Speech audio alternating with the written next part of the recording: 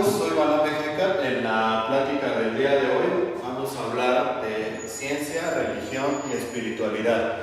En general voy a tratar de exponerles mis puntos de vista personales, mi manera de verlo, estos temas, porque me ha ayudado a mí mucho ponerlos en orden para tratar de comprenderlos de una manera eficaz. La ciencia, lo primero que vamos a ver aquí es que el término ciencia como tal existe desde el año 1840 y fue un término acuñado por William Whewell en 1840.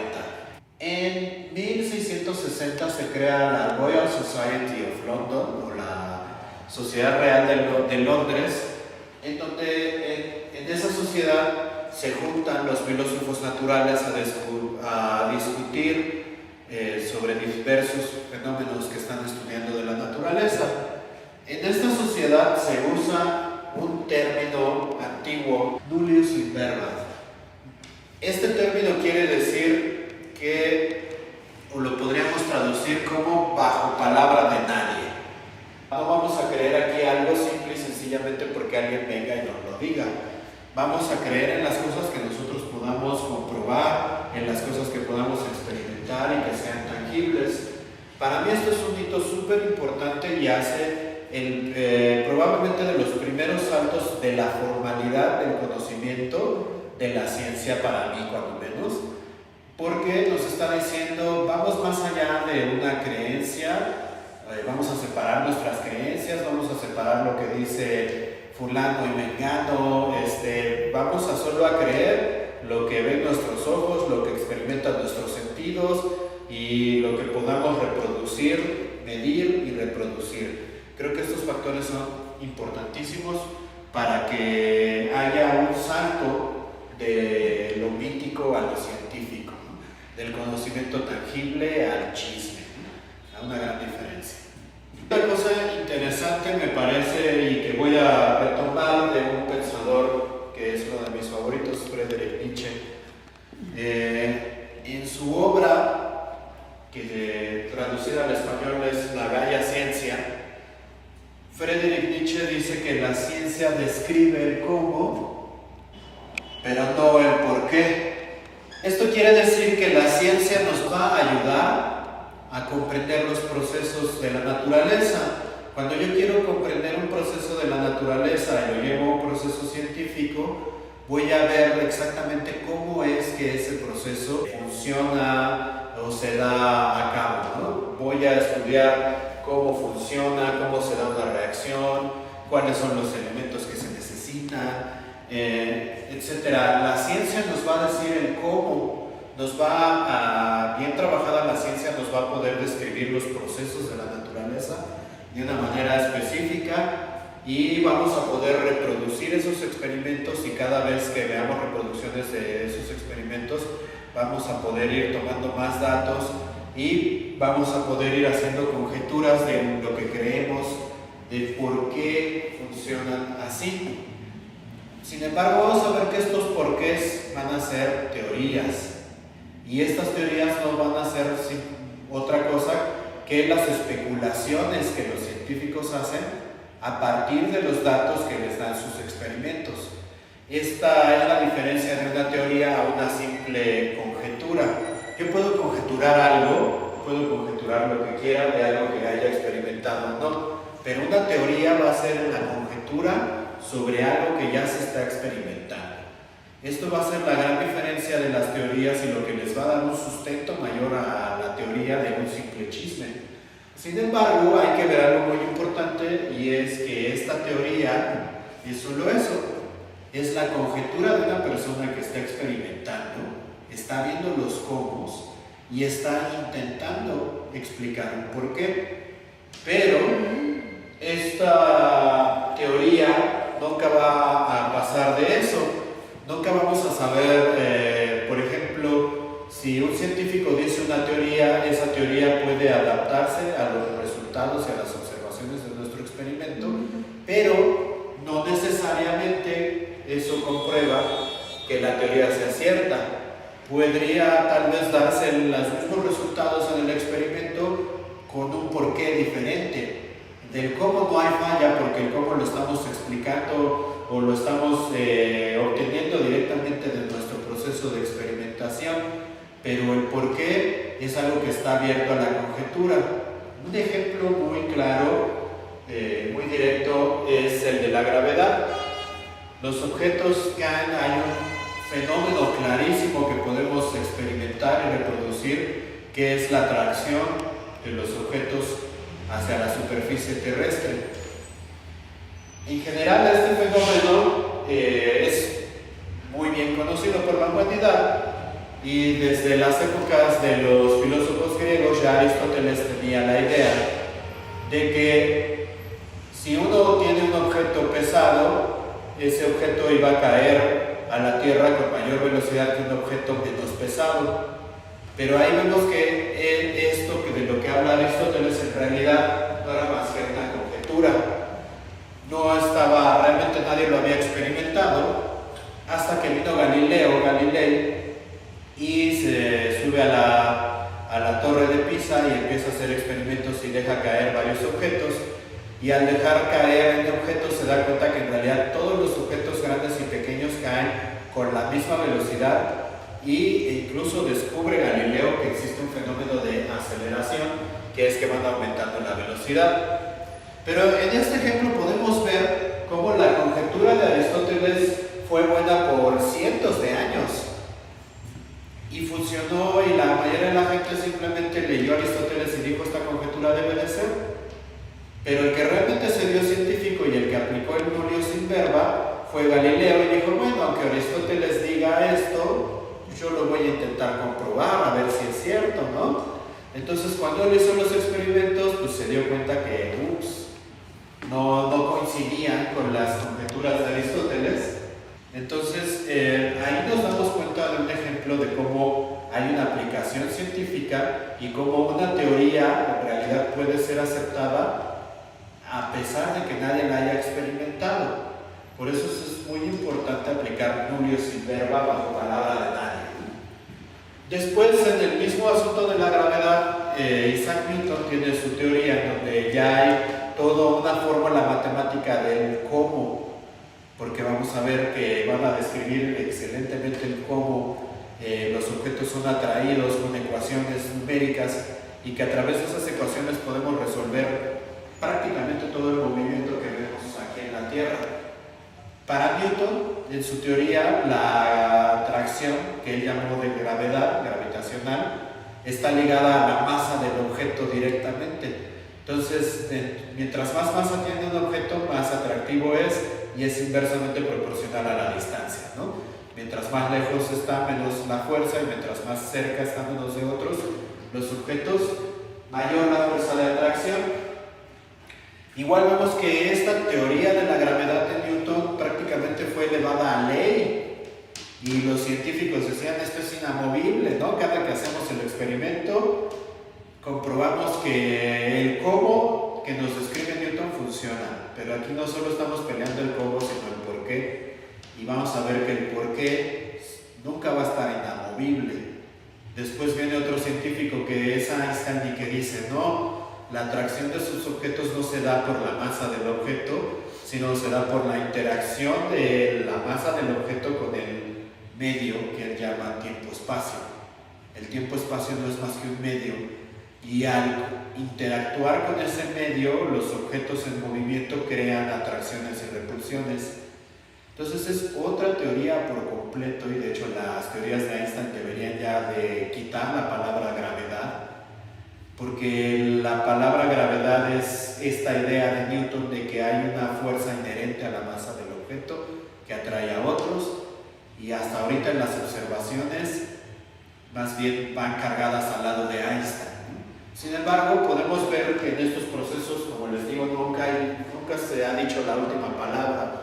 Una teoría nunca puede saltar a ley. Una teoría simple y sencillamente es la conjetura que hace el científico a decir: estoy experimentando esto, estoy recibiendo estos resultados, y mi conjetura es que pasa por esto.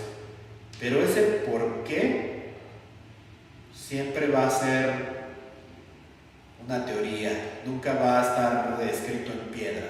El cómo tal vez sí lo podemos tener supervisto, cómo funciona X proceso de la naturaleza, el científico ya lo estudió, ya lo tiene supervisto, pero el por qué es algo que constantemente vamos a tener que estar pensando y que constantemente vamos a tener que estar dudando, para que no nos pase lo que les pasó a la gente que creía en Aristóteles sin hacer las pruebas, y después viene alguien a hacer las pruebas y te tira todo lo que ya tenías pensado. Entonces, si aplicamos ciencia, hay que aplicar nullius in verba bajo palabra de nadie. Pero a mí lo que me gusta mucho de este concepto es ver hasta dónde llega verdaderamente ese nullius in verba. Si yo realmente no voy a creerle a nadie sus palabras, solo voy a creer lo que voy a experimentar, eso es realmente ser científico. Solo eso es realmente ser científico. Pero ¿qué quiere decir esto? Que si me voy al fondo, si yo leo algo en el libro de física y le creo sin hacer yo el experimento, entonces ya no estoy aplicando nullius in verba. ¿Qué quiero decir con esto? Que el proceso científico solo funciona literalmente para el científico que está haciendo el experimento. Pero para las demás personas que leemos lo que ese científico experimentó y sus conjeturas, ya no es nullius in verba, ya estamos creyendo lo que él dice. Y vamos a ver que gran parte del conocimiento humano es acuerdo. Así, lo que conocemos científicamente va a ser lo que podamos experimentar en nuestro tiempo de vida, lo que podamos ver, y aún así solo vamos a poder experimentar el cómo y hacer nuestras teorías, ¿sí? Pero todo lo que creemos sin experimentar, vamos a ver ahí que, como decía Karl Popper, el conocimiento es conjetural. Casi todo lo que creemos que sabemos, en realidad no lo sabemos. En realidad solo se lo creemos a alguien que nos lo dijo. Ah, pero si ese alguien es científico ya tiene credibilidad, ¿no? No se lo estoy creyendo a cualquiera, se lo estoy creyendo a un científico. Sí, estoy de acuerdo que tiene más credibilidad, porque si es de veras científico, debió de hacer el experimento. El problema es que a mí no me consta. Y el problema es que muchas cosas se han vendido como científicas para pasar ideas de pensamiento. Ha habido científicos que han apoyado teorías racistas, ha habido científicos que han apoyado un montón de resultados, y aquí tiene que ver con su propia interpretación.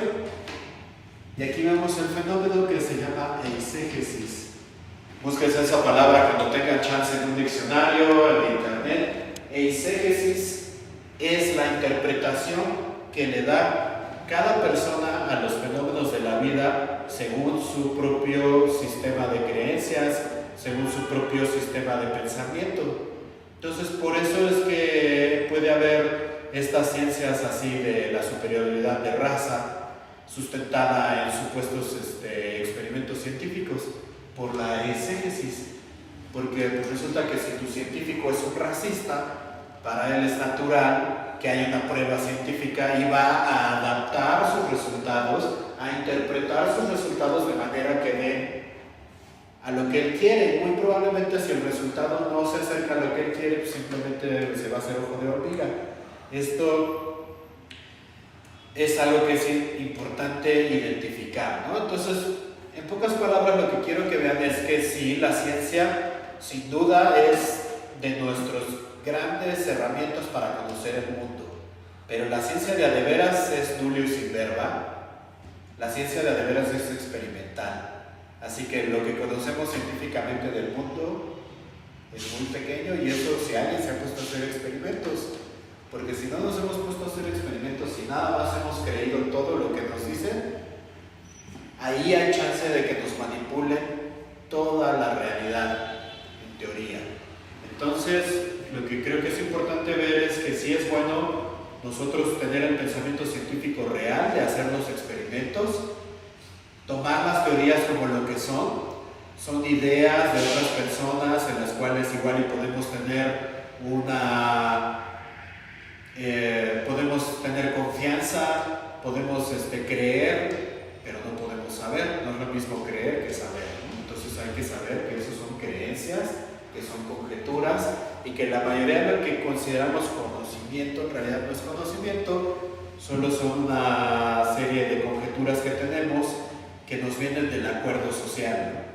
La mayoría de las personas están de acuerdo en que el cielo es azul, que si yo lo veo verde, pues entonces yo voy a ser el que está mal, ¿no? Entonces el acuerdo social a veces va a ser lo más importante de lo que se cree, pero para ser uno verdaderamente científico vamos a remitirnos siempre a las pruebas, o cuando menos a darnos cuenta que lo que consideramos conocimiento en realidad en gran medida es una conjetura. ¿Hasta ahí alguna dudilla, comentario? Por ejemplo, de lo que estás hablando digamos, de la ciencia, sí, y de los experimentos, pues obviamente aplica a las ciencias que nosotros consideramos factuales, o sea, las que trabajan con hechos, ¿no? Hechos naturales sobre todo. Pero, ¿qué hay de las ciencias? Por ejemplo, la historia, la filosofía, ¿qué onda con esas? Por ejemplo, la historia es una cosa bien interesante, pues porque la historia ya no la podemos experimentar, ya no es tangible. Entonces casi me atrevo a decir que la historia simplemente no puede ser una ciencia. Qué bueno que no vinieron ahorita mis amigos historiadores, ¿no? Pero es que en realidad que la historia suele ser creerle a quien la escribió, y sabemos y estamos seguros, si estudiamos en general, que ha habido un montón de manipulaciones en lo que consideramos historia, y lo podemos ver ahorita. Ahorita en nuestro tiempo de vida se están escondiendo cosas, ya no quieren que estudien, por ejemplo, nuestro pasado precolombino, ya no quieren que sepamos cómo eran las civilizaciones antes de las masacres en la colonia que se vivió en nuestro continente. Y eso es un control de la historia. Ahorita mismo podemos ver simplemente la independencia de Texas, ¿no? Así va a ser muy diferente cómo se la cuenta a los estadounidenses a cómo nos la deberían de contar en México, porque ¿saben qué? Que no nos lo cuentan. No, ese es un conocimiento que está oculto. Ya a los niños ahora no saben de las invasiones estadounidenses a México, no saben de esa barbarie, ni lo que nos quitaron, ni cómo fue, no se sabe. Bueno, no lo saben. Hay documentos de las personas que lo vivieron y que relatan las cosas que les tocó vivir. Así es, entonces toda la historia en sí no alcanza este nivel científico. Sí, claro que dentro de todo lo que, como dicen, si el río suena es porque hay agua lleva, ¿no? Pero también teóricamente nos podrían mentir todo. Y ha pasado. Si fuéramos unos niños chiquitos nos podrían decir que las nubes son de algodón y que nos trajo la cigüeña. Y eso es algo real y hay gente que todavía lo cree. Y nos pueden decir lo que sea, absolutamente lo que sea. Si no lo podemos comprobar, no sabemos. Nosotros vemos un mapa del mundo y ahí podría estar, no sé, la Atlántida en medio del Pacífico, megacontinente enorme, y simplemente no lo sabemos. Si nos dibujan el mapa diferente, nosotros no hemos viajado, no lo hemos visto. O sea, es rudo porque nos hace darnos cuenta que sabemos casi nada del mundo. Somos como esas hormigas que reciben un mensaje químico de las otras y que dicen trae más comida o se necesita, pero tú no lo estás viendo, solo estás recibiendo un mensaje. Alguien puede hackear ese sistema de información y lavarnos el cerebro. Por eso, para realmente hacernos libres, tenemos que darnos cuenta que solo conocemos lo que experimentamos y todo lo demás hay que dudarlo, incluida toda la historia. Y si hacemos eso, vamos a ver y si estudiamos, vamos a ver que en gran parte lo que llamamos historia es el punto de vista de un fulano mecano que aplicó su eisegesis y que dejó de contar algunas cosas y que exacerbó otras según a esa persona se le dio la gana. Por eso vamos a separar mucho aquí lo de realidad y verdad. Realidad y verdad es algo que a mí me importa mucho para separar la teoría del conocimiento. Y vamos a decir que la realidad es todo lo que percibimos los individuos, lo que vemos, lo que oímos, lo que olemos, lo que gustamos gustamos, lo que sentimos, todo lo que entra por nuestros sentidos, todo lo que procesa el cerebro, esa información, es nuestra realidad. Cada individuo tiene su realidad. Nadie va a ver a través de mis ojos, ni va a oler a través de mi nariz, ni va a sentir a través de mi piel más que yo. Mi realidad es única. Entonces vamos a ver que para mí estas realidades es un pequeño cuadrito. Yo solo veo este cachito de la realidad, es solo un pedazo, solo lo que alcanzo a oír, solo lo que alcanzo a ver, lo que alcanzo a percibir en el tiempo de vida que tengo. La gran mayoría del mundo no lo vamos a poder percibir nunca. Entonces para mí la verdad va a ser la suma de todas las realidades. Si hubiera un ente que pudiera ver todas las realidades a través de los ojos de todos los animales, a sentir todas las sensaciones y tener todos los puntos de vista de cada ser consciente del universo, ese ser sabría la verdad. Solo ese ser sabría la verdad. ¿Qué es lo rudo de este asunto? Que ningún humano tiene la verdad de nada, absolutamente de nada. Solo tenemos conjeturas de nuestra ventanita del mundo y que es una cosa súper pequeña. Vivimos en un planeta, en un pedazo del universo, y de por sí hay miles de colores que no vemos, millones de sonidos que no escuchamos.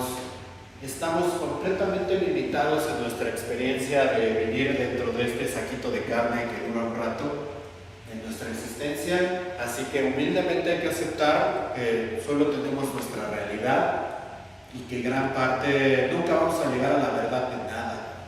En realidad solo vamos a tener teorías, algunas más avanzadas, algunas con más pruebas de sustento, pero la verdad no está alcanzable bajo ningún ser vivo dentro de esta conjetura.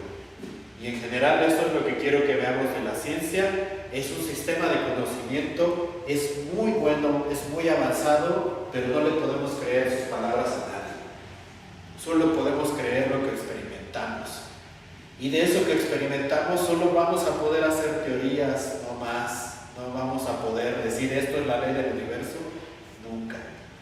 Así que es muy bueno conocer la ciencia, aplicarla como un sistema de conocimiento de lo mejor que tenemos, pero hay que darnos cuenta de sus limitaciones.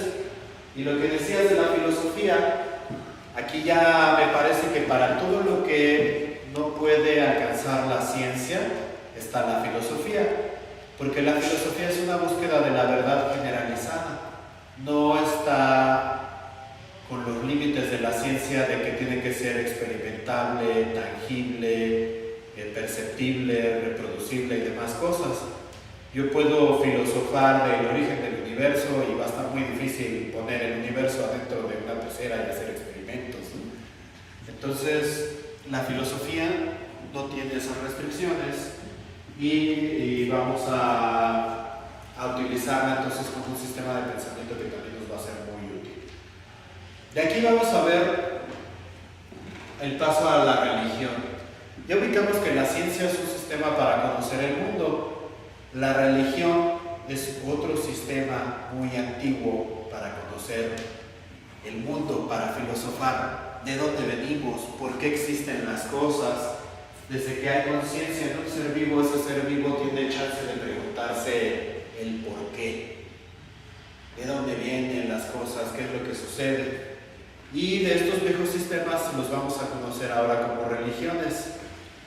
Pero para estudiar religión nosotros vamos a tener que tener en cuenta varias cosas. Primero que la religión, aquí yo les voy a dar un punto de vista que es personal.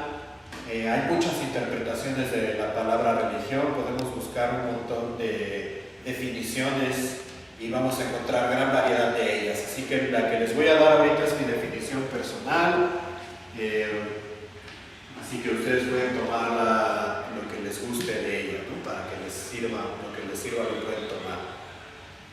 Mi definición de la religión para mí, lo que he encontrado en mis estudios de religión es que es un sistema de mnemotecnias espirituales ¿Qué es esto? Entonces, lo que conocemos como religión modernamente, hay muchas definiciones por las instituciones religiosas modernas, pero si nos vamos al origen de la religión, vamos a ver que las religiones son una serie de historias, en donde esas historias hay representaciones de las fuerzas de la naturaleza.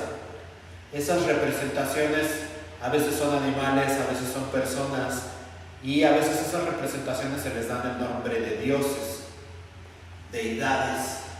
Esas deidades a veces representan el trueno, a veces representan la lluvia, representan distintas secciones de la naturaleza y de lo que percibimos. Pero si estudiamos bien distintas religiones, nos vamos a dar cuenta que esas historias tienen astrología, tienen ciclos, tienen diferente información encriptada. Entonces vamos a hablar de la mnemotecnia. ¿Qué es la mnemotecnia? Es el nombre que le damos modernamente a unos métodos que existen desde milenios para comprender y para estudiar las cosas de una manera mucho más sencilla. Los humanos estamos hechos para recordar historias, porque esas historias suelen estar cercanas a nuestras emociones, a nuestras vivencias.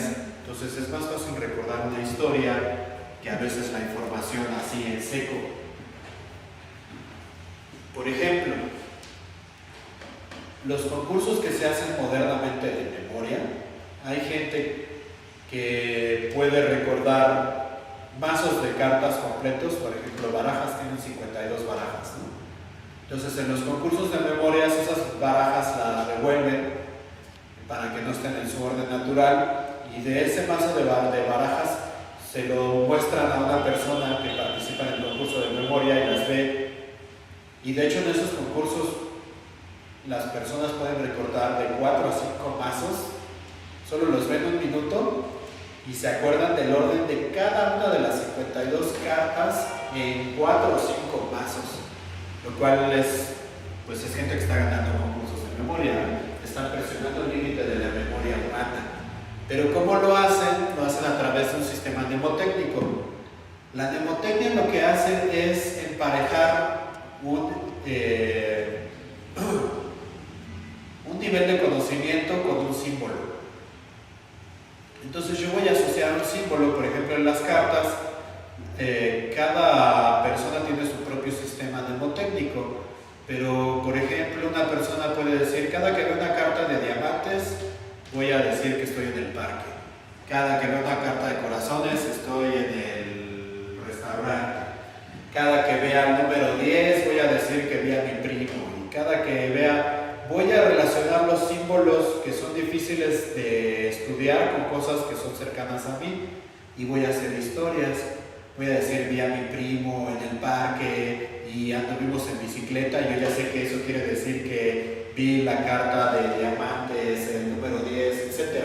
Voy a ir relacionando una cosa con otra. La mnemotecnia hace historias, ¿no? Otro ejemplo es que si tengo botones de colores y quisiera apretarlos en una secuencia para abrir una puerta, podría escribir rojo, verde, azul, amarillo, color. Pero si le doy ese color a cada miembro de mi familia, ¿no? Y digo: mi papá es el rojo, mi mamá es el azul, mi hermana es el verde, puedo hacer una historia en donde digo: mi hermana saludó a mamá y salieron con mi papá, y tengo ahí una secuencia mnemotécnica en algo que nadie pensó que lo fuera. Eso es lo que mis estudios, lo que yo he visto, abunda en todas las religiones. Las religiones son historias, pero no son historias cualquiera. Son historias que van a hablar de procesos, en general van a ser astrológicos, la gran mayoría de ellos, pero todos los procesos que hablan están ligados a la naturaleza, a la espiritualidad, a los porqués de cómo funciona el universo metidos en una historia. Un ejemplo muy claro, que está muy bien descrito, por cierto, en la película Zeitgeist, que pueden ver el principio de la película Zeitgeist, está bien descrito este proceso. El solsticio de invierno.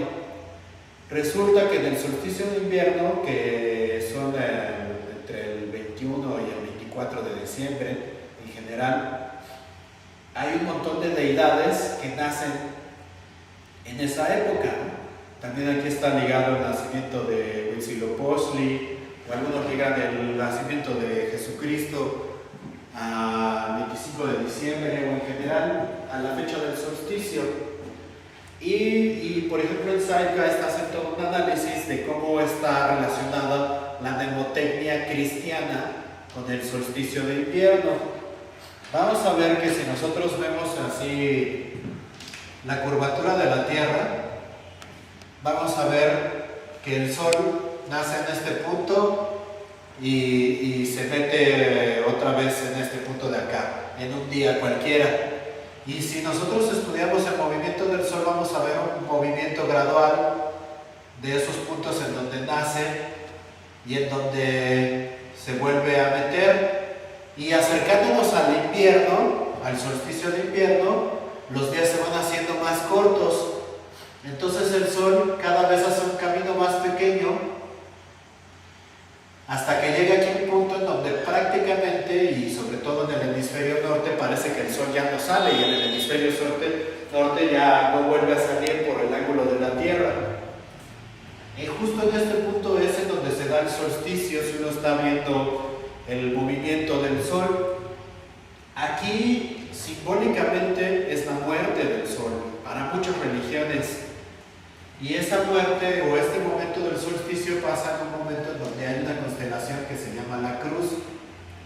Esa constelación de Cruz está desde las interpretaciones de los antiguos romanos y se representaba antes con una cruz y un círculo, que no es un símbolo cristiano, es un símbolo pagano anterior, pero que se usa para representar los movimientos de la tierra.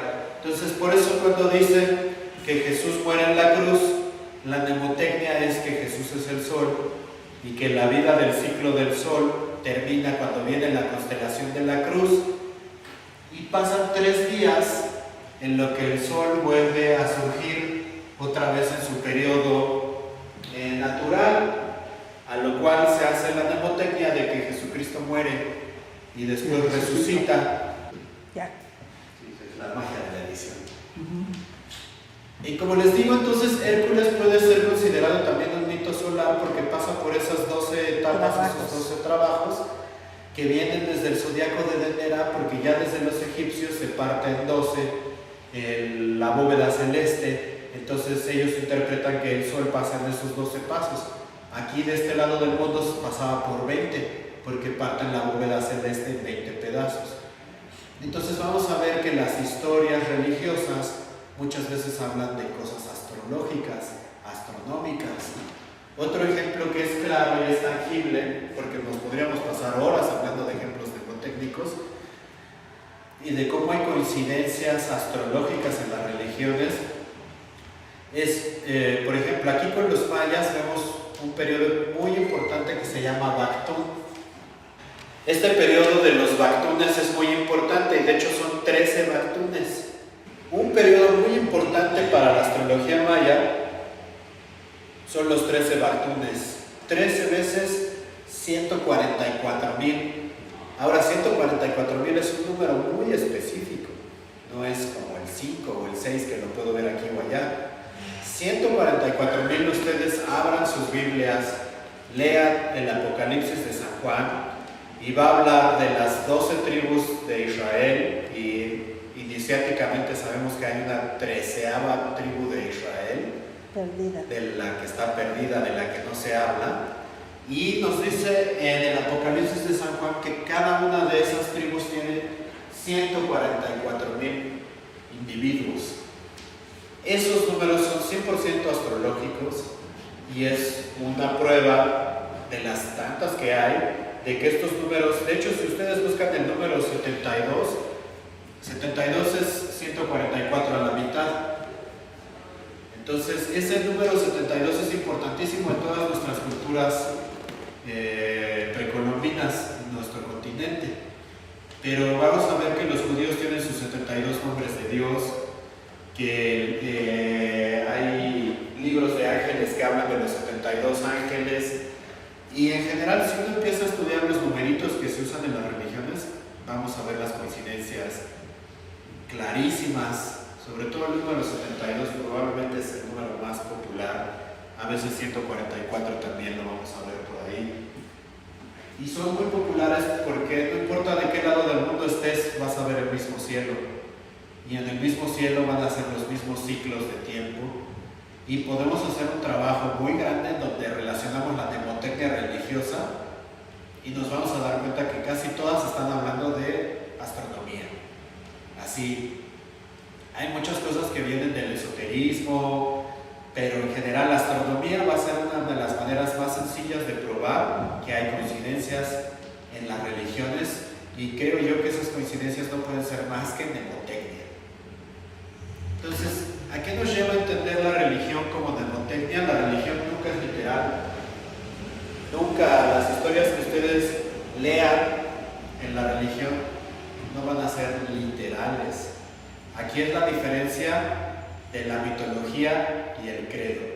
La mitología van a ser una serie de historias diseñadas para que los iniciados las puedan interpretar porque son mnemotecnia. Y solo está reservado para un pequeño grupo, porque es una manera de esconder el conocimiento, de guardar el conocimiento. El credo es una cosa que dice, te tienes que creer esto a fuerzas. Viene el dogma. El dogma dice, lo tienes que creer porque así es. Y es más, si no lo crees, estás fuera. Eres un hereje, no te queremos. Entonces aquí efectivamente vamos a ver la diferencia del credo y el dogma. Nosotros en nuestro grupo ateísta y en nuestro grupo de pensamiento vamos a irnos sobre el credo, sobre la mnemotecnia. Vamos a ir a entender lo que pasa para hacer exégesis religiosa, que es el estudio de la religión en su contexto y en su forma original. El credo está hecho para una cosa, el dogma está hecho para una cosa, control social. Nada más, no hay más, no tiene nada espiritual, no tiene ninguna información que valga realmente la pena, y esa información solo va a ser poder que van a tomar los iniciados religiosos con sus instituciones, porque hay otro fenómeno. Para mí la religión es mnemotecnia espiritual, nada más. Tiene que ser una mnemotecnia, pero también tiene que ser espiritual, porque yo puedo hacer mnemotecnias de lo que quiera. Aparte de la mnemotecnia espiritual viene la institución. Las instituciones para mí propiamente no es algo inherente a la religión, pero nuestra interpretación moderna de la palabra religión suele estar relacionada a las instituciones religiosas, sobre todo a la Iglesia Católica. Y son esas instituciones religiosas las que son responsables del dogma y del control social, y de hecho teóricamente esas instituciones no están enseñando religión. Si enseñaran religión desde este sentido en que yo lo estoy explicando, nos dirían, interpreta estas historias. Simplemente si uno lee el Apocalipsis de San Juan, se va a dar cuenta que todo es mnemotecnia, que va a hablar de las 7 trompetas, de las 4 esquinas del universo y de los 4 caras de los apóstoles y del águila y del león y de cosas que si uno las lee literal dice, pues esta persona está muy drogada o literalmente no hay entendimiento de lo que está diciendo. Pero si vemos la mnemotecnia, se abre. Entonces hay que separar mucho. La institución realmente no es religiosa, es una institución de control. Sí vinieron probablemente de un origen religioso, pero ya esa institución ya está separada de esta mnemotecnia espiritual. O sea, ya muchos sacerdotes no están hablando, ni siquiera nos hablan de la Biblia, ¿no? Ya nada más se la pasan criticando gente o diciendo que si se permite o que si no se permite. Es puro control social. Eso no tiene que ver con la religión. Cuando sale tu sacerdote a decirte que está mal que te vistas de una manera, o que si está mal tu comportamiento sexual, o que si está mal, todas esas cosas morales, puro control social, no es religioso. Esa gente, aunque se diga religiosa, no está moviendo el conocimiento iniciático que está dentro de su propia religión. Entonces, en general, recapitulando, vamos a ver esto. Ciencia es un sistema de conocimiento, pero hay que entender sus limitaciones. Religión es un sistema de conocimiento, pero hay que meterse a la mnemotecnia iniciática a descifrar el significado oculto de la historia. Nunca, jamás va a ser literal. Y todas estas partes del dogma y de la institución religiosa y de la intolerancia religiosa que vemos, y por algo decía Marx que la religión es el opio de los pueblos, pero no es la religión, son las instituciones. La religión es algo que hay que estudiar, es algo que tiene información y que no solo es espiritualidad y que la podemos aplicar en el Julius Verne, que podemos ser científicos en nuestra religión, a decir, pues no te voy a creer nada más lo que dices, voy a estudiar esto, voy a comparar los números, a comparar las cosas, ¿no? Entonces, un verdadero maestro espiritual siempre te va a empujar a que hagas tus preguntas, a empujar a que busques tu conocimiento. Un vampiro energético de esos que ahora se dicen gente santa y religiosa, va a buscar que no preguntes, va a buscar que des solo tu energía. Gran diferencia. Hay que aprender a ver estas diferencias, pues para los que creen que la religión es un mal, la religión no es el problema es la gente en las instituciones religiosas que está ciega con el poder que han creado a través de los siglos. Pero una cosa también muy importante, y aquí ya nos vamos un poco a la espiritualidad, es que no debe de haber un monopolio de la espiritualidad. Las instituciones religiosas quieren crear un monopolio, ¿no? Quieren decir, si tú quieres ser una persona espiritual, tienes que verlo de esta manera, como yo te digo y de la manera en la que yo quiero, porque si no, no es válido. Y si esa institución espiritual es una como las que hemos visto aquí, que no los voy a nombrar, pues nos queman a todos, ¿no? O sea, a mí me parece que es bien importante separar estas cosas, pues porque todos tenemos derecho a la espiritualidad, todos tenemos derecho a interpretar lo que consideramos valioso, divino, que nos une con la naturaleza, creamos en Dios o no, porque también creo yo que uno puede ser ateo espiritual, y creo que de hecho incluso creo que el ateísmo es una vía espiritual muy buena, ya que si uno no cree en Dios normalmente se pregunta los porqués de las cosas, cosa que a veces cuando la gente ya se cree que una versión religiosa del mundo ya no se anda preguntando, y es muy espiritual preguntarnos los porqués. De hecho creo yo que gran parte de la espiritualidad es buscar nuestros orígenes, preguntarnos de dónde vienen las cosas y demás. Esto no debe de estar en un monopolio. Vemos un ejemplo también claro de estos monopolios con los cátaros. Cuando vino la Iglesia Católica a tomar ellos el cristianismo oficial, primero, el Imperio Romano se hizo a la religión católica cuando Constantino de pronto dijo que soñó que Jesús y en la cruz, entonces dijo, pues ya yo voy a creer en eso, y ahora todos los romanos van a creer en eso, y ahora va a ser parte del Estado. Entonces la Iglesia Católica se crea como una institución del Estado y de un emperador, y ese emperador dice, voy a monopolizar mi visión de la espiritualidad. Y de hecho vamos a ver que hay un grupo de cristianos que son muy antiguos, que les llamaban los cátaros, los coptos, los cátaros, y ellos traían una religión en donde había libertad de interpretar a Dios, en donde cada persona podía interpretar a Dios, y tenían ellos sus propios sacerdotes, y esos sacerdotes de veras hacían votos de pobreza y de veras iban de aquí y allá expresando su visión espiritual del mundo. ¿Y qué hizo la Iglesia Católica? Los buscó y aplicó la Inquisición y les dio cuello a todos, ¿no? Porque pues para ellos la espiritualidad es o crees lo que yo creo o te mueres. Pues cosa que a mí se me hace muy radical, la verdad. Yo creo que es una gran suerte que nos hemos quitado del peso de que estos vampiros espirituales que se han nombrado ellos mismos gente religiosa, que se han llamado ellos mismos sacerdotes, es muy bueno que ya no tenemos ese control del Estado y la religión con uno, y ahora ya tenemos todos la libertad de decir yo puedo creer en esto, yo puedo creer en el otro, yo puedo creer en aquello, sin tener ese dogma, ¿no? Claro.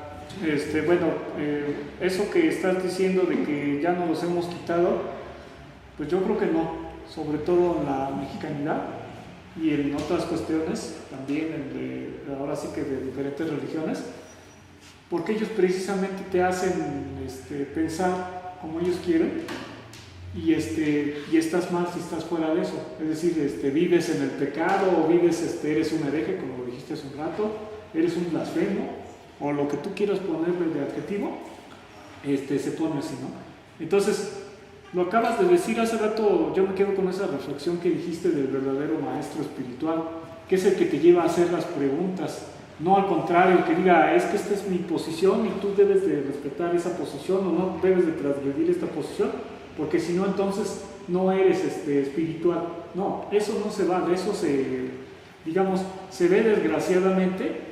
Y como tú dices, igual no digo nombres, ¿no? Pero por ahí dicen que uno hace el saco y cada quien se lo pone, ¿no?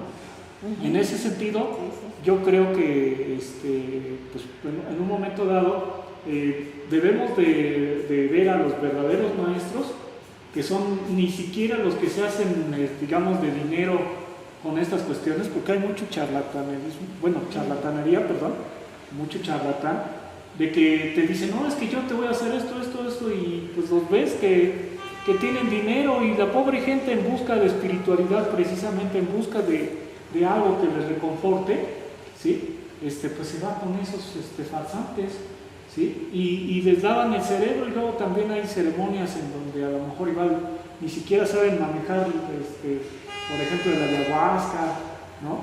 El jicuri, cosas de esas, y hay gente que ya lo hace. Y dice, no, pues yo te voy a elevar a un nivel de conciencia X, pero tienes que probar esto, tomar esto. Entonces, yo siento que no nos los hemos quitado. Digo, y no nada más en este aspecto, puede haber muchos aspectos, si volteamos alrededor, puede haber muchos aspectos en donde la gente necesita espiritualidad, necesita recibir eso, pero va con las personas no adecuadas. ¿Cómo hacerle? ¿Cómo saber? ¿Cómo distinguir a los verdaderos maestros? Esa es mi pregunta. Eso es un tema excelente. Mira, aquí yo voy a mencionar algo que a mí se me hace muy importante. Hay una tradición espiritual muy antigua de llamarla las escuelas de la mano derecha y de la mano izquierda. Aquí para mí lo importante es unir las dos manos, pero voy a explicar cuál es cuál. Para estos sistemas espirituales la mano izquierda recibe, la mano derecha da. Todo lo izquierdo está prohibido. De hecho, tenemos una visión de que cuando creamos la moral de lo bueno y lo malo, solo queremos ver lo bueno y no queremos ver lo malo. Solo queremos ver lo blanco y no lo negro. Solo lo que está arriba y no lo que está abajo. Solo lo que está a la derecha y no lo que está a la izquierda. Nos gusta mantenernos a la mitad. O sea, cuando creamos la moral y decimos esto es bueno y malo, vemos nada más la mitad de las cosas. Y nos han vendido como que la espiritualidad que vale la pena es la de la mano derecha, que es dar. Tú dale a los demás, córtate bien con los demás, esa va a ser la espiritualidad que nos venden, y es una espiritualidad maravillosa, yo no digo que no, es excelente dar. El problema es que no se puede dar lo que no se tiene. Para dar, antes necesitamos recibir. Y eso es algo que nos quitan, la mano izquierda.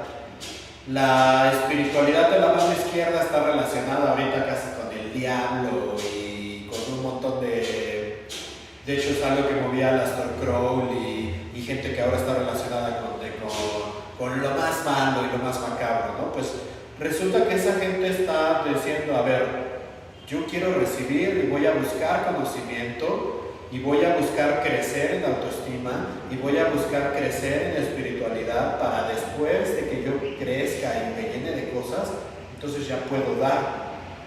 Esta espiritualidad de la mano izquierda a mí se me hace muy importante, y vamos a ver que es muy diferente el maestro izquierdo y derecho. El maestro de la mano izquierda te va a decir, toma, hazte grande, hazte fuerte, no dependas de mí.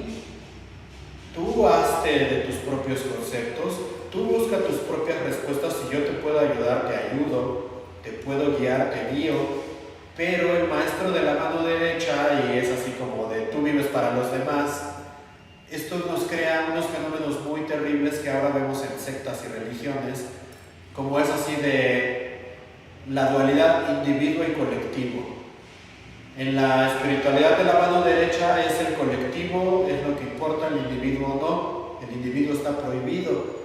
Entonces, como solo el colectivo importa, pues con eso se basan para hacer dinámicas en sectas en donde te dicen, pues como tú no importas como individuo, sacrifícate por el colectivo, y por eso hay tanto abuso en las sectas. Abuso sencillo, te quitan tu dinero, pero hay abuso sexual, hay abuso emocional, hay abuso de todo tipo, porque la gente está con esta espiritualidad de lo que importa es el colectivo y yo como individuo no importo. Entonces esto es muy peligroso, porque nada más ver este lado colectivo de la espiritualidad es muy fácil que me manipulen y que me hagan pedazos, y eso lo vemos ahorita en el mundo. Sectas, religiones están tomando esas ganas genuinas de la gente de ser espiritual y de tener una convivencia colectiva, y todo esto lo hacen porque a su individuo lo hacen pedazos. De hecho, podemos identificar a las sectas y a las religiones que funcionan como sectas porque te hacen pedazos como individuo y te dicen tú no vales, ¿no? Tú no tienes opinión, tú aquí no le cuentes nada a tu familia, te separan, te van alienando de tu mundo. Eso lo hacen mucho las sectas. A mí me gusta la mano izquierda porque a mí me gusta, yo he tomado la mano izquierda para mí, ¿no? Yo digo, yo no voy a ir a hacerle caso a alguien que se dice espiritual y que nada más está sacando dinero, o nada más quiere que le barra la casa, o no sé, además son bien ridículos con muchas cosas. Yo lo que quiero es conocerme, quiero saber de mí, y al saber de mí me siento mejor, conozco mis emociones, tengo autoestima, o sea, voy a crecer mi individuo. Esto es algo que ha estado prohibido durante mucho tiempo, pero es indispensable. Necesitamos creer, y el verdadero maestro de la mano izquierda te va a decir crece, te va a ayudar a crecer y no va a tener estos problemas de vanidad que tienen los sacerdotes modernos, en donde buscan tu energía. Y bueno, ahora tenemos problemas de sacerdotes violadores, ya no nada más en la institución esta grande, sino que ya hay en un montón de lados, porque están cayendo en algo muy oscuro, que es llamarse a ellos mismos maestros espirituales. Y yo les digo a todos ustedes que se llaman maestros espirituales, muy probablemente no lo son, y no lo son por el mismo hecho de llamarse ustedes mismos maestros espirituales. Si ustedes creen en esa jerarquía y si ustedes tienen esa necesidad de decir yo sé más, yo tengo este nivel, por algo tienen esa necesidad, porque ustedes, los que se dicen maestros espirituales y abusan de la gente, tienen necesidades en su individuo que no han completado, porque no han tomado la mano izquierda. Un individuo que está completo, que se ama a sí mismo, no necesita que lo anden idolatrando, no necesita, te puede decir, no, a mí no me diga, no necesito yo ser tu maestro, todos somos iguales. Todos somos hermanos, habrá personas que tienen más experiencia, otras que tienen menos, y es cosa de ayudarnos todos. Yo creo que una espiritualidad horizontal es a lo que le tienen miedo. Yo creo que es el miedo de la mano izquierda, que cuando estamos completos y seguros los individuos, no necesitamos de jerarquías, no necesitamos de imposiciones. Hay una verdadera espiritualidad en el acuerdo social, en el respeto. Y ese tipo de espiritualidad, creo yo que realmente hay una nueva era, ¿no? Yo sé que ahí está muy choteado el nombrecito y hay muchos charlatanes por ahí que lo toman para hacer dinero en el retiro de ayahuasca y la ceremonia, pero de veras hay una receptividad que no había antes. Cada vez hay más gente, hay una dualidad que es egocentrismo y empatía. Si yo soy egocéntrico, solo veo mi punto de vista en el mundo. Y si tengo empatía, me pongo en el lugar del otro. Hemos vivido en un mundo egocentrista por completo, en donde los países hacen sus guerras, en donde los individuos con el capitalismo buscan acumular materia, en donde cada quien jala agua para su molino. Pero la empatía, ponerte en el lugar del otro, es algo que es básico para una nueva espiritualidad armónica y que poco a poco se va dando. No digo que ya sea enorme, pero cada vez tenemos más de eso. Cada vez hay más empatía, por ejemplo, a las diferencias que se les han impuesto a hombres y mujeres. Cada vez hay más empatía a los animales y a que no haya maltrato animal. Cada vez hay más empatía a temas de derechos humanos. O cada vez hay más gente que dice, oye, yo me voy a preocupar por otro, no nada más por mí. O sea, me preocupa que otro no sufra. Me preocupa a la sociedad que no llegue a esto. Ese nivel de empatía creo yo que es el verdadero enfoque del movimiento de la nueva era, el que está genuino, ¿no? Como digo, claro que va a haber charlatanes y gente mentirosa, hay gente que aproveche, pero de a de veras va a haber más conciencia y hay una serie de cambios en el mundo, en la sociedad. Habrá que pueda creer en el cambio de la precesión de los equinoccios, en los ciclos solares, en que va a haber un movimiento de los polos y todo esto tiene ciencia atrás. Pero aunque no haya nada de eso, los humanos en la sociedad en la que estamos ahorita estamos empujando un cambio porque estamos llegando al nivel de población en donde ya no hay sustentabilidad para la cantidad de humanos que hay en el mundo ahorita. O sea, en cuestión de decenas de años ya no va a haber recursos para la gente que hay en el mundo ahorita. Y si tomamos en cuenta que en decenas de años probablemente las estadísticas dicen que la población se va a triplicar, estamos llegando a un verdadero parteaguas, a un hito histórico que nosotros mismos los humanos estamos dándole metástasis a la Tierra. El humano está actuando como un cáncer en la Tierra. Recordemos que la célula cancerígena no se da cuenta que es parte de un organismo, entonces acumula de más. Exactamente, el humano está actuando como el cáncer en la Tierra. No nos damos cuenta que somos parte de un organismo, acumulamos como sociedad, entonces estamos matando a la Tierra y esto va a provocar un cambio de era humano. Aunque no pase nada de lo que dicen de que se muevan los polos, aunque no vengan los extraterrestres y nos digan que estamos mal, aunque no haya un cataclismo y se muevan los continentes, hay un cataclismo humano y estamos sobre él ahorita. Está pasando ahorita. Eso es algo que es muy difícil de negar si uno lo quiere analizar. Necesitamos, por eso a mí me interesa mucho hacer este trabajo. Esta espiritualidad que yo vengo a proponernos para todos, es para la gran minoría. La gran mayoría de ustedes, de las personas, pues penosamente están controlados por una espiritualidad vampírica. Pero lo que yo quiero hacer es extender ciertos conceptos de las que la gente se pueda hacer para decir todo esto, ¿no? La religión son sistemas. Hay una espiritualidad de a de veras en la religión.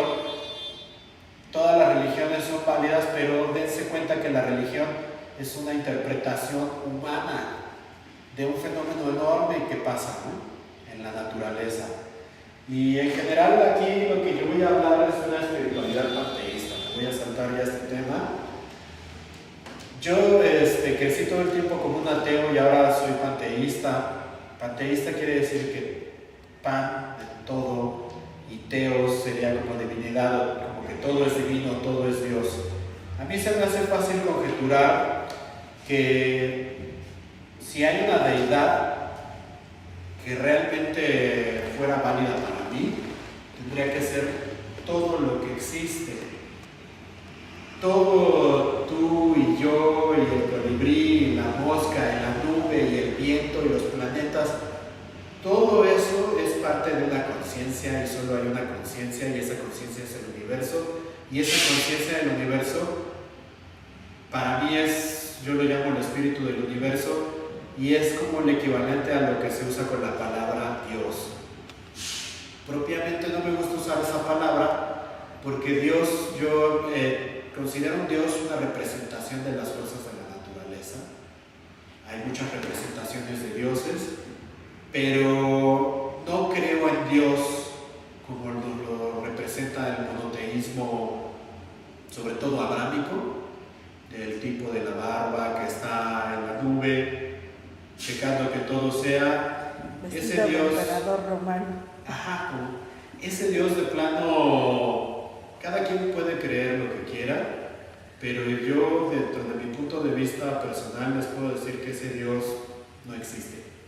Ustedes crean lo que quieran, pero ese Dios es una invención de control social. La verdadera deidad del universo es muchísimo más hermosa, muchísimo más grande. No es un tipo, porque además ya lo personifican, no, y ya es hombre y ya tiene, y además necesita que le hagas caso y tiene cierto número de reglas. Eso es ridículo. Cualquier persona que trabaja un poco más la espiritualidad y la razón se va a dar cuenta que la espiritualidad de veras es el lente que se mueve en todos nosotros. Incluso una de las facultades más grandes que se les da a Dios es ser creador, ¿no? Dios es creador, y si uno pregunta, pues ¿qué creó Dios? La mayoría de la gente te va a decir, Dios creó todo.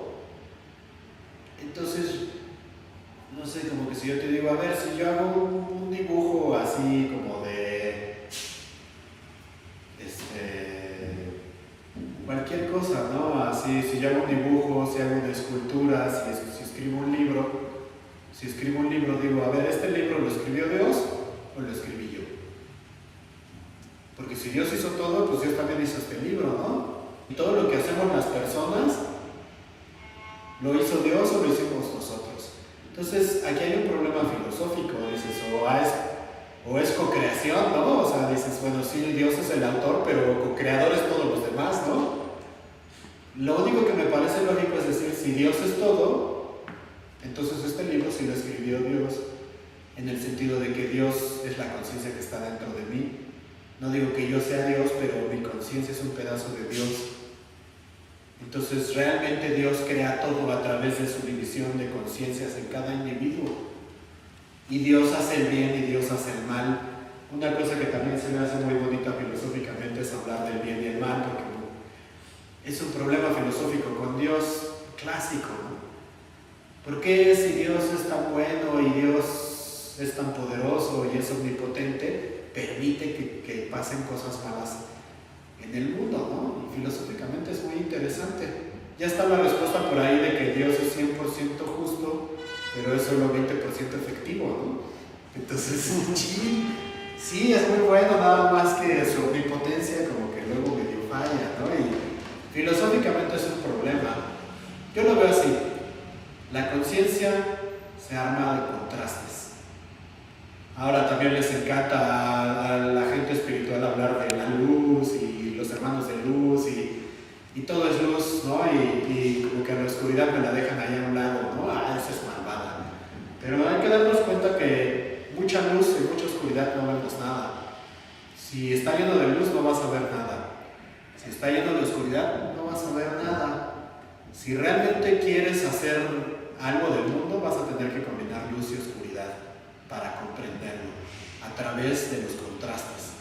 Si realmente quieres saber de ser feliz, tienes que sufrir, porque si no sufres, si todo el tiempo estás en el éxtasis de la felicidad, ¿cómo sabrías que eres feliz? No tendrías un punto de comparación. Entonces, el mundo, si fuera todo perfecto y todo alegre, no funcionaría, ¿no? Hasta en la Matrix dicen, ¿no? Creamos una Matrix perfecta y a nadie le gustó, pues porque qué aburrido. O sea, yo siempre he pensado, si existiera el paraíso como lo pintan, pues sería bien aburrido, ¿no? Así, imagínate todo así de, ay, éxtasis y felicidad. Y yo creo que la conciencia quiere ver todo, quiere sentir dolor para compararlo en el amor, ¿no? Quiere sufrir, quiere... A fin de cuentas, el mismo espíritu se mete en cuerpos para vivir experiencias. Y cuando nosotros estamos adentro de este cuerpo, lloramos y decimos, ¿por qué Dios permitiste que mi gato muriera? ¿No? Hacia la Drácula, de que dices, ¿por qué? ¿No? Si eres tan bueno, permites estas cosas. Y uno salta al ateísmo cuando se muere el gato o el perro, ¿no? Dices, ¿por qué? ¿No? ¿Cómo voy a creer en un Dios que permitió que le diera cáncer? El asunto es que no estamos viendo que Dios no es moral, que la moral se la inventaron unos cuates ahí para manipularlos, pero en el mundo real no hay bueno ni malo. Nosotros mismos podemos escoger una vida con sufrimiento, y aquí me acuerdo porque Tlanesi hablaba del trabajo de biznaga, que tú solito enterrarte a agujas, tú solito ponerte en una tarea súper difícil. Eso en la India es el trabajo del fakir, porque el fakir no es nada más para entretener a la gente. El fakir va y se acuesta en la cama de clavos, o se pone en una posición súper incómoda, o hace algo para trabajar su voluntad. Va a decir, vas a sufrir, te va a costar trabajo, pero tu espíritu va a crecer. Es más, ¿qué sería del espíritu sin sufrimiento? Ahora podemos ver a Séneca y a los estoicos que dicen, aprecia ese sufrimiento porque te va a ayudar a crecer. No es nada más así como de, vamos a sufrir por nada, ¿no? O sea, esta visión estoica, nada más de recibir por recibir, ¿no? Es de recibir esas partes oscuras para notarlo claro a través del contraste, ¿no? Entonces es una espiritualidad que a mí se me hace muy bonita porque es supramoral. Ya no te pueden manipular de esto es bueno y esto es malo, simplemente es consciente o inconsciente. Cuando uno es inconsciente, la espiritualidad panteísta nos diría todo es divino, la conciencia de este ser está en todo. Si uno es consciente de esto, pues sabes que tu prójimo es otra versión de ti mismo. Por eso creo que le dicen que Jesucristo decía, perdona a aquellos que te ofenden porque no saben lo que hacen, ¿no? Y eso es inconsciencia. Si uno ofende, si uno lastima, si uno hace daño, es simplemente como enterrarte un cuchillo a ti mismo. O sea, lo haces porque no te das cuenta que te estás haciendo daño, que es parte de ti. También por eso siempre recuerdo lo que Tlakatzin decía, que una conciencia avanzada es protectora. Incluso él decía Tecutli, protector, no solo señores de nosotros. Pero a mí me gusta mucho esa idea, ¿no? De decir, de a de veras, ¿no? Y tú que decías de los maestros espirituales, si de veras es una conciencia avanzada, te va a proteger. Una conciencia avanzada siempre va a decir, este gatito está en la calle, me lo llevo, o esta persona necesita mi ayuda, o va a dar, te va a proteger porque entiende tú y yo somos lo mismo. También en gran medida romper con esta espiritualidad, y algo que tenemos que ir limpiando, creo yo, es los juicios sociales, apuntarnos con el dedo unos a otro. Todo esto nos hace mucho daño. También dicen que Jesucristo dijo cuando estaban lapidando ahí una mujer, el que esté libre de pecado que aviente la primera piedra, ¿no? Entonces es así como de, ustedes están aventando piedras entre los unos y los otros, pero antes de aventar esa piedra piensa si tú no tienes algo para que te avienten a ti la piedra. Y dices, no la aviento porque si la aviento, dices, pues yo no estoy libre de pecado, ¿no? O sea, si no, o sea, yo también tengo suficientes razones para que me avienten la piedra a mí, ¿no? Y si eres tan puro, entonces pues, ve y lastima a tu prójimo a ver si eres tan puro, ¿no? Yo creo que es muy importante, así, para mí la espiritualidad que quiero mover con este panteísmo es tomar ciencia, tomar racionalidad, decir, incluso yo muevo mi panteísmo como una teoría, porque yo creo en esto, pero es una creencia, y lo acepto como creencia, no lo sé, igual estoy mal. Ojalá si fuera toda la gente que dice yo creo en Dios, ¿no? Que dice, sí, está bien, tú crees en Dios, pero no sabes, ¿verdad? No es lo mismo decir yo sé que Dios existe y otra decir yo creo. Yo creo en el panteísmo, no lo sé. Toda mi lógica me dice que para allá vamos, ¿no? Pero igual no es cierto. Creo que cada persona debe ser libre de interpretar su espiritualidad, debe ser libre de hacer sus conjeturas. Pero sí creo que la espiritualidad de veras va a tener que incluir este asunto. Otra voz antigua, romana, que me gusta para hablar de espiritualidad, res non verba. El tipo de espiritualidad que yo les quiero proponer en general es hechos, no palabras. Habrá gente espiritual que se ponga a rezar, habrá gente espiritualidad que haga un altar, y están bien, está súper bien. Pero aquí esa espiritualidad no es de hechos. Aquí lo que yo les propongo es, vamos a ser espiritual con el hecho del día a día de nuestra vida. Va a ser espiritual cuando yo trate bien a mi prójimo. Va a ser espiritual cuando yo me porte amable con alguien. Va a ser espiritual cuando me respete a mí mismo. Va a ser espiritual cuando yo trabaje estos conceptos de autocrecimiento, de respeto, de protección con los demás, cuando respete que el otro tiene ideas diferentes sin violentarlo, cuando no violente a nadie, ni a mí mismo, ni a otros. Eso va a ser verdadera espiritualidad, mi trato amable con otros, mi protección a otros, 1000 veces más espiritual cuando yo me porto bien con mi prójimo, a rezar todo lo que rece, a meditar, a poner mi altar, que otra vez digo, eso no está mal, está excelente, quien lo quiera hacer que lo haga, pero a mí me gusta hablar de espiritualidad activa. Vamos, incluso en el panteísmo, yo manejo como una profecía activa el asunto de que va a haber una sociedad más armónica y más consciente con el paso del tiempo. ¿Qué quiere decir esto de profecía activa? Que no vamos a buscar que venga Quetzalcóatl y nos lo regale, o que venga el Mesías y nos lo quite. Cada uno de nosotros va a tener que trabajar para que esa espiritualidad pase. Aquí yo trato de hablar, de predicar de la salvación, pero ¿de qué nos vamos a salvar? De nuestra propia ignorancia.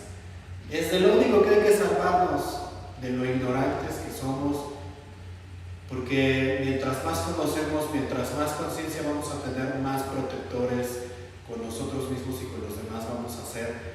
Hay que trabajar nuestra espiritualidad y quitarnos esa ignorancia del mundo espiritual, de decir, si somos conscientes que somos uno, vamos a trabajar, y entonces no va a ser un regalo, y la conciencia además tiene ese problema, que no nos la pueden regalar. Creo que mucha gente cree que la salvación es que venga X ente y te toque así y ya digas, wow, ya estamos todos en el paraíso. Ojo, aquí voy a hablar del cielo y el infierno, y como el cielo y el infierno es pura conciencia, 100%. Si de veras existiera un lugar de tortura y fuego, que por favor, obvio eso no existe, pero bueno, si teóricamente ustedes quieren creer en el infierno, se van a dar cuenta que el infierno solo puede ser conciencia. Si yo estoy contento y estoy enamorado, aunque me estén dando de latigazos y torturando, eso no va a ser el infierno. Y si yo me voy al paraíso y tengo celos y me siento envidioso y tengo sensaciones como esas, en realidad el cielo y el infierno es cómo te sientes tú mismo. La realidad es cómo te sientes. Si yo me siento bien, estoy en el cielo. Si yo me siento mal, estoy en el infierno. ¿De qué depende cómo sentirme bien y mal? De mi propia conciencia. Esos lugares paradisíacos y todo, como decían en el Evangelio de Tomás cuando le preguntaban a Jesús que cómo iban a poder entrar al reino, y Jesús les dijo, pues el reino está en tu corazón, ¿no? No hay ningún truco, solo tienes que darte cuenta que ya estás en él. Y así pasa, o sea, no tenemos que llegar a la isla, no tenemos que llegar al paraíso. El paraíso está dentro de nosotros cuando nosotros tengamos la conciencia suficiente para ser uno con la naturaleza. Y el infierno está dentro de nosotros, así estemos donde estemos. Si nuestras emociones están mal, si no nos conocemos a nosotros mismos, vamos a sufrir. Entonces esto es el verdadero cielo y el infierno, y es lo que verdaderamente hay que trabajar. Nosotros ya vivimos en el paraíso del planeta Tierra, no necesitamos trascender, no necesitamos, mucha gente ya quiere ser de luz y llegar al nirvana, y digo, bueno, toda esa gente que quiere llegar rápido al plano espiritual, relájense, disfruten de este mundo. Y este mundo y esta carne es tan hermosa como estar en el nirvana, en el paraíso. Incluso puede que haya muchas más lecciones aquí. Otra cosa que es muy recurrente también es la reencarnación, y la menciono como un plano de conciencia. Cada quien puede pensar lo que quiera y creer lo que quiera, pero recurrentemente toda casi todas las experiencias religiosas, incluso ligadas a drogas psicodélicas, van a hacer que el individuo sienta que está en un plano más allá de esta misma vida. Entonces, conocer estos planos de reencarnación, y es algo que suele ser la espiritualidad más avanzada, en donde la gente ya empieza a pensar en que está saltando de una vida a otra, en que probablemente esta vida solo son lecciones, no importa realmente sufrir, o sea, realmente lo que importa es la conciencia, lo que importa es lo que más podamos avanzar. Pero sobre todo yo creo que va a ser importante, y me da mucho gusto que haya una nueva era, de acuerdo, de espiritualidad horizontal, que no necesitamos decir, ay, idolatremos a fulano, o como están ahí en el Vaticano todos ahí pisoteándose por tocar la estatua, todo es divino, cada persona tiene un pedacito de esa divinidad en cada uno de ustedes, no necesitamos idolatrar, necesitamos tomar la mano izquierda y tomar la mano derecha al mismo tiempo. Creo que necesitamos nutrirnos, trabajar nuestra psique, conocer nuestras emociones, y una vez que lleguemos en ese plano en donde podemos depurar nuestros dolores, en donde podemos aceptar todo lo que viene de la vida como un aprendizaje, podemos crecer y ser protectores con nosotros, y ahora sí ser la mano derecha que busca esa espiritualidad y cerrar el círculo. Pues sí, en general esa es la invitación que yo hago abierta, es a vivir una espiritualidad más activa. Yo igual creo que ofrezco mis experiencias y mis puntos de vista para los que les pueda ayudar como les pueda ayudar. Me muevo de una manera siempre horizontal, ni me siento más ni me siento menos, todos somos parte de la misma energía, todos estamos en el camino. Ciertamente aquí hay una invitación los miércoles a reunirnos a trabajar en el panteísmo, porque me interesa, como les digo, un trabajo activo, hay un plan, hay cosas que hacer, hay mucho que trabajar, pero sí llega un momento en donde hay que pensar hacia dónde vamos como sociedad. Estamos haciendo mucho daño, y en general recomiendo perder todas las ilusiones que nos venden, todo esto del dinero, el éxito, el coche nuevo. Es un lavado de cerebro para que ustedes, las personas, estén trabajando y no vean a lo que realmente es importante, que es nuestra relación con la naturaleza, con nuestros prójimos. Ahora, si mucha gente igual ni podrá ver esto, los que lo puedan ver en el video y que no estén físicamente aquí, o que incluso no vivan aquí en la Ciudad de México, no puedan venir, los invito a que trabajen su espiritualidad con sus acciones. Olvídense de todo lo demás, con sus acciones, con cómo se comportan con su prójimo. Si se van a quedar con una cosa, quédense con eso. Compórtense con ustedes mismos y con sus prójimos con respeto, y después, si pueden, con protección. Eso va a hablar de un verdadero nivel de trabajo espiritual, ¿no? Pero es un trabajo titánico, y pues igual a mí me da mucho gusto que vaya habiendo opciones, ¿no? Decir, bueno, yo creo este grupo y lo he creado para que haya gente que se siente espiritual y no religiosa, y que pueda entrar aquí, y que no haya dogmas. Cualquier persona religiosa, cualquier persona atea, la espiritualidad va más allá de eso. La espiritualidad va a ser cómo vamos a convivir y cómo vamos a tratar esta congruencia en nuestra convivencia en general, en proteger a otros y en nuestro respeto. Igual es un tema que hay que seguir trabajando mucho, pero creo que cuando menos esto sienta hay una base interesante del pensamiento panteísta, de cómo podemos ser racionales, de cómo podemos estudiar las religiones y nos pueden dar espiritualidad. Hay mucho que aprender, hay mucho que hacer, y estamos justo en el momento para hacerlo. Y yo les agradezco mucho que hayan venido a esta plática. Gracias. Gracias.